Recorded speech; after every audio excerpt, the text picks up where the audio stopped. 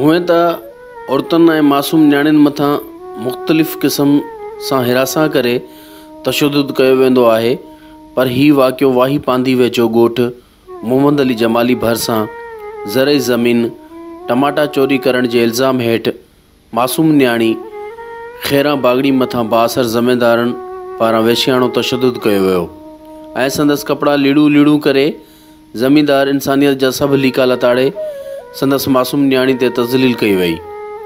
ॿिए तरफ़ वाई पांदी पुलिस बे ज़मींदार सां बिट बणिजी बजाए जवाबदारनि मथां केस दाख़िल करण ऐं गिरफ़्तारी करण बजाए नारी जे पीउ खे गिरफ़्तार करे लाकअप करे छॾियो।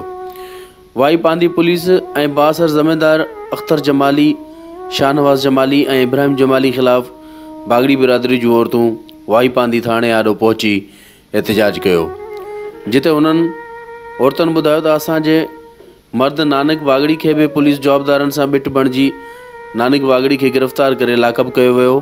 उन्हनि वधीक चयो त असांजी नियाणी मथां ज़ुल्म ऐं तशद्दुद कयो वियो आहे, संदसि इंसाफ़ फ़राहम कयो वञे। वधीक मुतासिर औरतुनि सोच टीवी सां ॻाल्हाईंदे चयो था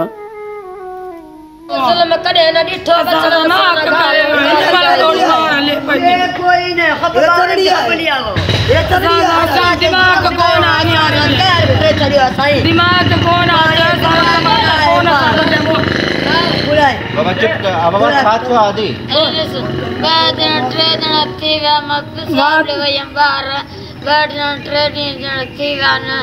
सब पड़े बनी न खणी मान मथे जली ले खणी केर खणी आए ये चांद मन ला केरा बाबा तो मत हां छाप्या कन तो के चमटा पट्टी हली वई पट्टे तू पट्टिया न तो जोरी हां इन कौन पट्टिया कोई करी मरे न जोरी कपड़ा फाड़या तन कूड़ का जमानी ठीक है।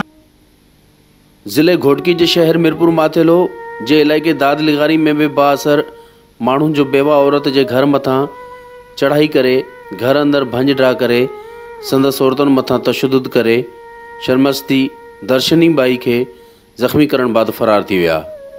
दादलिगारी में रहंदड़ कवड़ी बाई जे घर जे प्लाट ते हलंदड़ तकरार ते उतां जे बाअसर गुंडनि हमलो करे संदसि बेवा औरत खे ज़ख़्मी करे फ़रार थी विया। जॾहिं मुतासिर औरत दादलिगारी थाणे ते पहुती त बजाए दादलिगारी पुलिस मुतासिर औरत जी रहनुमाई करण संदसि जवाबदारनि सां बिट बणियल। अहिड़े अमल ते मुतासिर औरत कवड़ी बाई बि सोच टीवी सां ॻाल्हाईंदे चयो त के साथ तो सारे डंडे नाल छोटे नाल देखें और कौन कौन था? औरतें भी थी इनके साथ? हां औरतां जवान ज़ईफा सब। अच्छा हां सारे चलो सही है। अम्मी आपका मसला कब से चल रहा है? ये 2 साल 3 साल हो गए। किस चीज़ पे मसला है ये जाके है मसला। अच्छा हाँ आज मेरी हाजिरी आई, मैं हाजिरी से गई। अच्छा पिछू कोई को नान न्याणिया हन मेरे आउंदे वास्ते मैंने धक्क मार गया मैं न्याणिया नुमाए उठाई घोटकी हम। अच्छा हाँ तो आप क्या कहना चाहेंगी? किस किस को अपील करना चाहोगी? मुखी भी है। क्या मुतालबा है? मुतालबा यो क्यों आसान चोटा मार दी, क्यों जमीन का मिल्कियत मेरी है जी। बागी सागर पवार सोच टीवी कले वे कराची। तो मारे ना सब्सक्राइब कयो हमारे पैनल चैनल सोच टीवी के बेल आइकन के दबाएं कदें भी न विसारिंदा। सब्सक्राइब करें आपके अपने चैनल सोच टीवी को और बेल आइकन पर क्लिक करना ना भूलें। Don't forget to subscribe our channel Soch TV and press the bell icon.